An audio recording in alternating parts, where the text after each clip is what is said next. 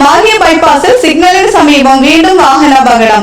മാഹി മുഴപ്പിലങ്ങാടി ബൈപ്പാസിൽ പള്ളൂർ സിഗ്നലിന് സമീപത്തിനുണ്ടായ വാഹനാപകടത്തിൽ ഒരാൾ മരണപ്പെട്ടു. നിർത്തിയിട്ട ലോറിക്ക് പിന്നിൽ കാറിടിച്ചാണ് അപകടം നടന്നത്.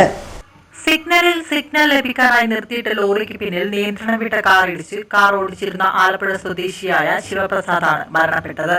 ഇന്ന് പുലർച്ചെ 3:30 സംഭവം. കാസർഗോഡ് സുള്ളിയക്കടുത്ത് പുത്തൂരിൽ നിന്ന് മരം കയറ്റി മലപ്പുറത്തേക്ക് പോവുകയായിരുന്ന ലോറിയുടെ പിറകിൽ ഇതേ ദിശയിൽ നിന്നും വന്ന കാർ ഇടിക്കുകയായിരുന്നു.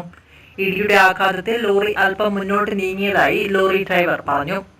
കർണാടക ഭാഗങ്ങളിലെ ക്ഷേത്രങ്ങളിൽ ദർശനം നടത്തി ആലപ്പുഴ ജില്ലയ്ക്ക് പോവുകയായിരുന്ന കുടുംബമാണ് അപകടത്തിൽപ്പെട്ടത്. ശിവപ്രസാദായിരുന്നു കാർ ഓടിച്ചിരുന്നത്. ഭാര്യ ദേവശ്രീക്ക് കാലിനാണ് പരിക്ക്. ഇവരെ തലശ്ശേരി ഇന്ദിരാഗാന്ധി ആശുപത്രിയിൽ പ്രവേശിപ്പിച്ചു. പിൻസീറ്റിലിരുന്ന മക്കൾ രണ്ടുപേരും പരിക്കേൽക്കാതെ രക്ഷപ്പെട്ടു. മരിച്ചയാളുടെ മൃതദേഹം തലശ്ശേരി ഗവൺമെന്റ് ജനറൽ ആശുപത്രി മോർച്ചറിയിലേക്ക് മാറ്റി. തലശ്ശേരി അഗ്നിശമന സേനയും തലശ്ശേരി പോലീസുമാണ് ആദ്യം അപകട സ്ഥലത്തെത്തിയത്.